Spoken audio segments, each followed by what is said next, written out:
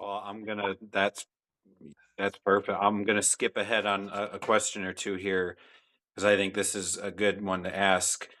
Um, First, I'll say so. I've the crowd that usually, and I'll just say this as an example. Like when I went to several of Rick's presentations about the Fitzgerald or the MSRA out in Knickerbocker, the crowd is kind of aging, and Yes, yes. I nothing against that. I'm nothing against that. That you know the crowd, you know the niche. Um, but like you're saying, 100 years from now, what can we, in your opinion, at least for what you do, what can we do to get the next generation? You know, even if it's not just in the state of Michigan, but I got people who watch overseas in the UK or even in Canada, and that's where a lot of people watch. But what can we do to get younger people, get the next Ross Richardson, get the next Rick Mixter, get the next Ken Merriman, get the next what can we kind of do to get them interested in it when it's just scrolling, scrolling, scrolling culture right now? What do you at least what I know it's a hard question, but in your opinion, what do you think we could do for the next generation to kind of get them fired up about it? I I think about that very question a lot. And I think because when you look out into those crowds, and I used to, when I started, I was about your age.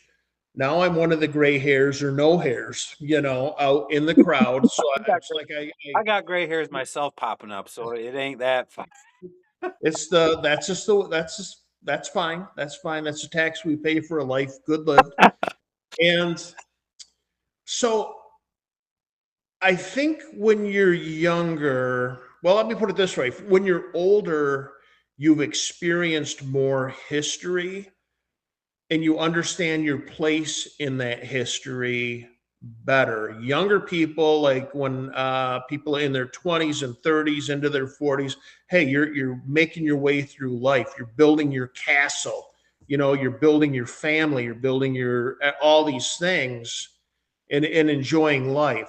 So you're not necessarily interested in history now. You might be more of the unicorn, and maybe there are people out there. I'll tell you another young guy, Dusty Cliffman, Yes, I Chris know Dusty. Rockford, He's yeah. and and I saw that, and that's going to be the bridge, especially as we get older. Because I don't think there's people aren't as interested in history. I think you just have to be older to appreciate the history and understand, and have us understand our place in the world. It's harder when you're 20 to understand that than when you're 60, Mhm. because you experience so much tragedy and joy and personal, but not only that, but as the world changes, and you see the direction the world's headed. So I think if we just do good work, and uh, I think that's about all we can do, at this point, and understand the world is evolving. It's always evolving and changing, society, culture. So, in mind, mapping out the future. In a lot of ways, you and I are mapping out the future, what's going to happen with artifacts. By this discussion, we're putting it out there that, hey, these ice water mansions aren't going to stay perfectly preserved forever. They're going to slowly fall apart, not as fast as if they would on land, but they're still heading that route. So Or how do we handle it? or it's saltwater, like that's even well, yeah, because I like going up at Whitefish and seeing do they have the Daniel J. Morrell Bell up there? I think they do. Do they? Fish, I know they have the Fitz bell. Okay, yeah, right, that one. Um, Yeah, they've got the Fitz bell. Tom Farnquest spearheaded that. And again, great to get that up there and ring it in tribute to the families, because the Fitzgerald. Now, in full disclosure, I've never been. I love the Fitzgerald. I love the song. but I've always researched the other wrecks. I've always gone for the obscure stuff. That's what I like. But Yeah. the Fitzgerald is the icon that represents all the shipwrecks because it was the last vessel that went out with all its crew and disappeared. You know, it went down. It was the last. Now there was a shipwreck since in the Mesquite up off the Keweenaw, but nobody died. And so the Fitz we consider the last major shipwreck tragedy, and it was the biggest shipwreck in the Great Lakes. So that really it has become an icon. And yeah, yeah, it's finding our place in it. So I don't know. I think these are great questions to ask and start looking at as the next generation moves in. The second generation of shipwreck hunters right now are in their 70s and 80s. What's the next generation coming up looking at? I think that's going to be people like Dusty and Chris Roxburgh, and which I think we're in good hands, really, to carry on the history. I'll ask you another question. What's my, reach in a sense? You've been doing this for a while. Rick's been doing this. Valor, you guys have the history of you know being involved with this and going out there and physically being able to do this stuff. And me, I can do a 15, 20 minute or an hour interview video online, and that's all well and good, but it sometimes I'm like, I hope this helps, because a 15, 20 minute on such and such shipwreck, sometimes it's like, man, compared to you guys and what you've done, it No, no, you're in the right spot at the right time. So, even 20 years ago, 30 years ago, it was all books and we all read the same books. And now these books, like I think went missing half the it was like a book of all these missing shipwrecks. Well, probably two-thirds of them have been discovered in the past 20 years. I mean, the big legendary missing shipwrecks are all being found, but people aren't consuming information through books now. It's through video, through podcasts. So things have changed. So you're fitting into that changing culture and hitting it at just the right time. And that's your question, how to navigate through this. It's going to require a lot of thought as things, keep evolving and keep changing. And, history keeps, um, I don't know, inventing itself. So I think what you're doing, you're at the right place at the right time, doing the right thing. And sometimes, just like I would go out and I would spend, I think between the Westmoreland, between two deep water shipwrecks and the W.C. Kimball, it was 7 years. Mm. 7 years of search. I mean, I found shallow ones, but the deep water ones are the ones I was looking all over these years. So it's 7 years of going out and failing to get that one accidental victory, because I didn't even know what that ship was when I found it. So that's a lot of failing to get to that success. But I think it's worth it. I think that's what you'll have to go through, is to navigate through the changing media and the changing landscape.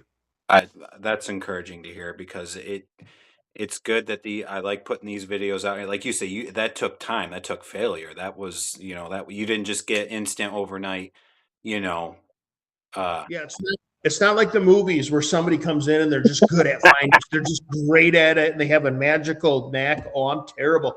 Oh my gosh. I mean, it was frustrating for many years of trying to find shipwrecks and just not being able to do it. But it was all learning yeah. and learning what it takes to do it. And and you got to mix a little bit of luck into your recipe as well. So, but no, I think I think you're heading in the right direction, and you're picking a subject matter. I noticed the ships are obscure ships that people haven't heard about, which is interesting because we've all heard the same old ship, the Marquette and Bessemer too. The, the other famous shipper, the most sought after shipwrecks. We all know those stories. We've all researched those, but some of these more obscure stories that might not even be shipwrecks, that's interesting and tells us, it gives us a deeper tapestry of Great Lakes history, I think. Yeah, the most recent one I just did, the William Nottingham in the 1913 storm, she didn't sink with the other ones, but they got beached up north, and the 3 guys were getting lowered in the lifeboat to go and get help, and a massive wave hits the lifeboat as they're getting lowered, and it gets Mm. smashed into the side of the ship, and they fall into Superior. They're gone. They're gone the moment they fall into Superior, and I had never heard of the William Nottingham. It took a lot of digging to get a cohesive amount of information about, you know, when did she head out? What was she carrying? Why did she get beached? They they got lowered, and you know, how long was the boat stranded there for? Did it get free? Did the other crew members get rescued? It takes a lot of digging to like Yeah. for these obscure ones that I've just not heard much of, and I don't want them to be forgotten to time and history. So Well, I think that's a very important niche because you're consolidating all the information and putting it together in a single story that somebody can, consume. Where, and I find that with a few different shipwrecks or ships in general, there's just little pieces here and there, but nobody's put it all together. We all know about the Fitz and the Bradley and the Morel, and the Cedarville. mhm. We all know those stories, but these obscure ones, and again, it really fills in the holes of what was going on with ship design, with the crews, and how people handled tragedy. Yeah. Oh. All right, Ross. I don't know how much time you have. I don't want to milk it, but we haven't talked about the diving part. If go in, if you would you for people, because I know that's a big part of this is the diving aspect. So Yeah, could yeah. you share some experiences with the aspect of diving when Well, I always was a horrible diver. I never was a good diver. Like I just, the people I were around were always better divers than me, and I knew it. My dive buddies, it's like, oh man. And plus I'm big, so I would hog the air, like, because my dive buddy's half my body weight, right? Well, I clearly just on a scale, I'm gonna use twice as much air, so I'd have these massive tanks. I would still suck it down. But anyway, so I was never a great diver, but I loved going down on those shipwreck Straits of Mackinac. Oh, just loved it. And so here's another little culture uh, shift is there appears to be less younger people getting into diving. Mhm. So okay, less divers. Again, equipment's much more expensive. Training's more intensive. The payoff, it takes a while to get your payoff on this. So diving seems to be trending downwards. So that's something interesting to look at, especially as more shipwrecks get discovered, less divers are going to be visiting them. Hmm. So that might be in the mix as well. But yeah, I have a pretty checkered past in diving, and I've got friends, and I've got friends all across the board uh, as divers. I've got, strict conservationists. I got friends that are pirates. It's an interesting mix, and I always like getting a different point of view. I guess I'm more on the side of conservation, and until we have a good plan Yeah. for these artifacts, leave them down there. If we have a good plan, which I think is where we're headed, is coming up with a system.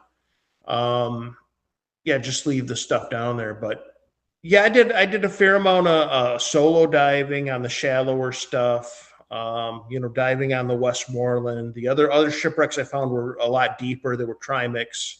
I never there came a time when I had to pick between, going towards trimix or shipwreck hunting, and I picked shipwreck hunting. So I couldn't do both. Mhm. I couldn't be a Trimex diver and shipwreck hunting. It was just too much, especially by myself. So I just went more towards the shipwreck hunting. And then I have friends that are divers that to do the deep stuff, or now ROVs to go down there. Okay. So it's a like a world away from the world experience, getting down to those depth. What's the deepest you've gone to? I guess for and then you see it. 200, Okay. 200 feet is probably my deepest. Westmoreland's in 180 feet of water, and we dove the heck out of that shipwreck over the years. Um, but there's shorter dives. And again, I sucked the air down and I didn't have a rebreather. But yeah, in retrospect now, I look, I used to think I was this great diver and everything, but then I look back in retrospect, it's like, nah, I think everybody thinks at the time they're really, really good. It's like, yeah. Now this other guy, he was really good, but I wasn't in that caliber. So, but I did love it, and especially Straits of Mackinac doing charters up there. That's probably my favorite shipwrecks in the world is up there because of the variety, Yeah. and it's in the short area. You can do steamers and schooners and freighters and just a wide variety, and it's always a fun place to go and shipwreck dive. Did you go to the Cedarville too, or Oh yeah, now yeah. what's that condition? Has that been picked clean, or is that still in pretty good? It has. Well, all the artifacts are gone, Okay. and so yeah, they pretty much cleaned it out. It's shallow water. There was one time we were there, and the hull starts at 35 feet, and we could see it from the dive boat. We could just see this Ooh. brown thing underwater. The very tip of the bow. It's big. Matter of fact, we did early in my diving days. We were being trained by this cave diver, and he was really good. And we were doing working on shipwreck penetration diving, but we were learning all the cave techniques and everything. So we were up in the straits for our certification dives for shipwreck penetration. And the sun ended up going down when we were doing the Cedarville. So we were penetrating that wreck at night. And that was an experience to go in the wreck, three guys in a row using cave techniques. And we were taught, you had a guy ahead of you and you had your hand on his shin. Mhm. And that's how you communicated, with your hand on his shin. So you get three people in a row, and you have to let the line out, you have to follow. It's dark, it's cold, dark, spooky. Tight corners, tight And spaces. well, thank goodness we went into the hold. Okay. The big hold. We went behind the pilot house into that first hold, but it was still a really good look Yeah. at, and people can easily get messed up inside of a shipwreck, but yeah, there's great stories like that. Great adventure, but good training. I mean, those Mhm. cave divers, that's good training to have as a shipwreck diver. Can I ask you about the because one of your pictures you're behind you is the Franciscan or Morrison, is that correct? How was Yes. that how did that go? Seeing the or being because that I don't think I've done a story on that one yet where just the whole how that went briefly. So I tried to see it with my dad last year over up in Sleeping Bear, the from yeah. Sleeping Bear. I don't think we could see it quite enough, but how did that go? Oh, I know where you can see it from shore, but better yet, we'll have to run you out there. So that's right in my neck of the woods. We snorkel that all the time, and if you look on Google Earth, there's another big shipwreck right by there, and that's the Walter Frost. So we anchor on the Walter Frost and just spend the afternoon snorkeling the Frost.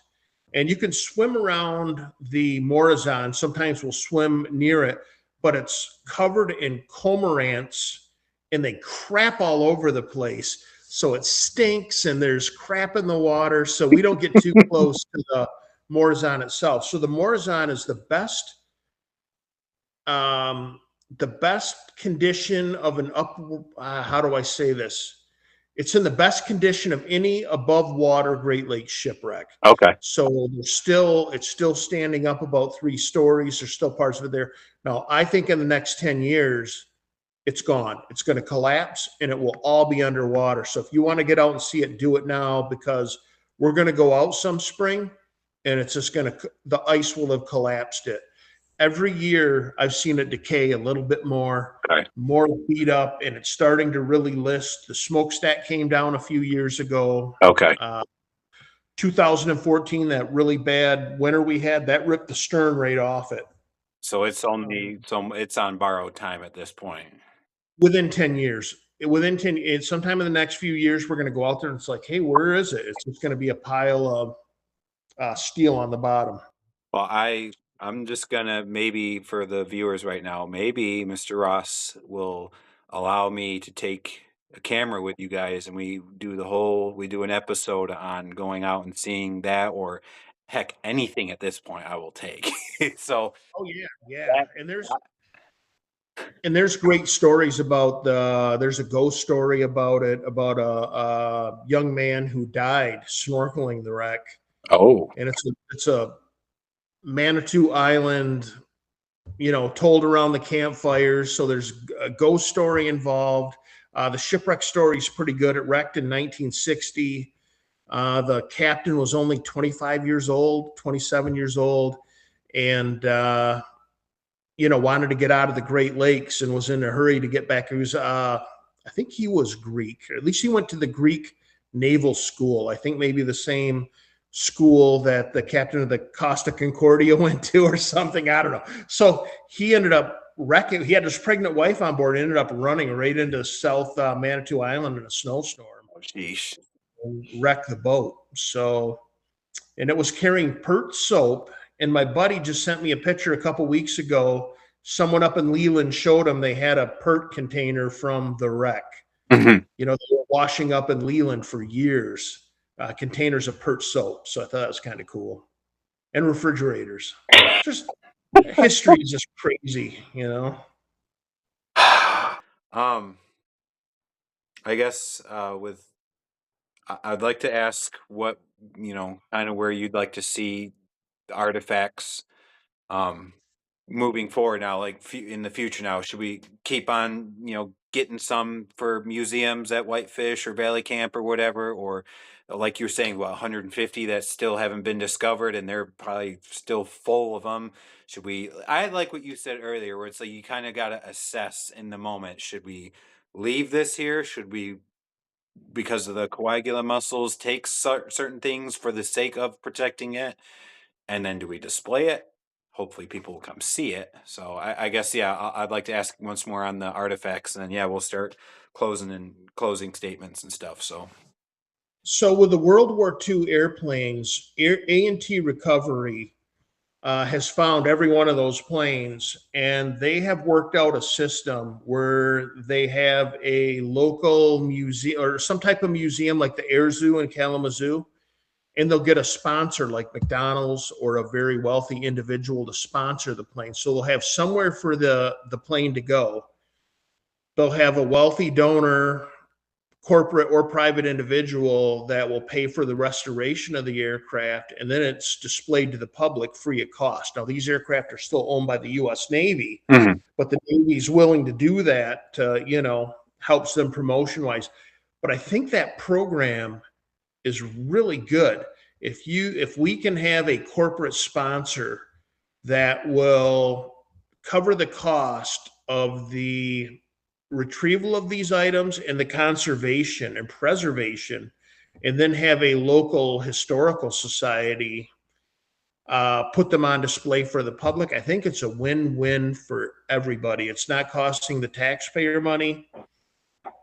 The artifacts are being restored. They're going to create interest from this. So I would love to see something like that happen in the future. I was approached by some Lake Erie divers, and they said, "Hey, listen, we have this idea. We would want to recover artifacts, restore them, and then sell them on eBay, sell them to private collectors." And I said, "Oh, but they said, well, wait a minute, though. These people are going to pay for the recovery of these items. They're going to take care of them. Clearly, if they're paying a lot of money for a whistle off a ship Oh, they're not just or gonna sit something, in grandpa's garage out and rust. it's not going to get tossed. It's going to end up in a museum. It's going to go in their private collection, which is probably has all types of amazing artifacts in it. So at first, I was kind of like, "Ooh, that sounds not good." But then, wait a minute. They recover the artifacts. It goes to a collector. And eventually, will probably end up in a museum. Um, what's better to do that or to leave them on the bottom and just have them rot into nothing, which is what's happening with most of them? As the wrecks collapse and bury these things and destroy them, so are we really conserving them by, you know, not doing anything with them? And it's not like there is an abundance of wrecks. There's probably 600 to 800 shipwreck sites in Lake Michigan, and 150 of these, and that's a pretty conservative number, have yet to be discovered. Yeah. So that's a lot. You know, which 150 is special and you don't want us to touch? Well, let us touch the other 149, or vice versa. Give us 10 to touch and 140 to leave alone and let rot away. You know, so But like you're saying, it has to be done the right way. This cannot just be some, random Joe Blow goes and, oh, this looks cool. I'll just take, like, this has to be with care and with knowledge of what they're doing and whatnot. the wood has to be conserved. You know, they have to use polyethylene glycol, I think, on a lot of the white oak and things. So the wood is, it's 100, years old. It dries out, it cracks, it falls apart. There has to be a conservation method. Somebody has to know what they're doing Yeah. to that wood. So, and yeah, that's the shipwreck. So I collect shipwreck furniture, and a lot of people don't like it, but these are shoreline wrecks that have been beaten into toothpicks. There's nothing left of them. At least now Yeah. we have a piece of the wreck with a name tag on it that'll eventually end up in it. Matter of fact, I'll show you my favorite piece behind me. That coffee table there Hmm. uh, is the rudder of the Metropolis, which is a Great Lakes schooner. So yeah, Oh, it's hard to see, wow. but it's a 10-foot long rudder Uh-huh. that was built in Cleveland in 1858. So that was made by hand in Cleveland in 1858. Ended up being shipwrecked in the 1880s, and some guys from Charlevoix recovered it in the 70s and turned it into this massive coffee table. It's a great piece of history there. And you'll take care Uh, of it, I'm sure of, for sure. oh yeah, yeah, and eventually I'll end up in a museum. I had it on loan to a museum for many years. Now I have it home for a while, but eventually I'll end up back in a area museum. Okay. So, and it also represents the cottage industry of, shipwreck furniture for out of the Charlevoix Leland areas. That was really big. So there's layers of history when it comes to this with these things. Just like we're having layers of history right now with, okay, we have the shipwreck history, the maritime history, but also we have the history of the shipwreck hunters and the divers, Mhm. and that time when they went out and discovered all these shipwrecks and first explored them. That's becoming history as well. I This has been a wonderful time. I'm gonna do some just final stuff here, like what are you working on next, and where can people find you and support you type scenario here. So My website is michiganmysteries.com, and I'm going to be revamping that hopefully this winter. We're looking for the largest still missing shipwreck in Lake Michigan this summer. It's off the Manitous, so that'll be kind of interesting to be out searching for that. And that's a plan. I just can't wait for summer. I lived through winters to get to summer. okay. Well, I thank you, Ross, for graciously giving us your time and coming on here. I hope this isn't the one and only. I hope to have you back here again. And I also very much hope to tag along with you and do an amazing experience with that. I will record that, and just that's going to be incredible to show everybody a legend like yourself at work doing what you've been doing. Hey, I gotta butter you up just a bit, all right? Come on now. Yeah, I'm a legend in my own mind, but no, if you find yourself up in the Grand Traverse region, definitely look me up, and I'll show you some of my stuff I have tucked away, and yeah, it would be nice. And then this summer we'll work on getting out to. Matter of fact, I'm planning things right now towards the summer and getting out there, especially around the islands. I'm way overdue. I didn't even make it on the water last year. I was so tied up with other stuff, but Mhm. I'm not first time in over 20 years I wasn't working on the water, and So you're I itching to miss. get back to it. You're itching, huh? I'm itching. Awesome. I thank you so very much, Ross, for your time, and I do believe we will have you back on again very soon. So Hey, sounds good, Jake. Have a good evening, and we'll talk to you soon. thank you.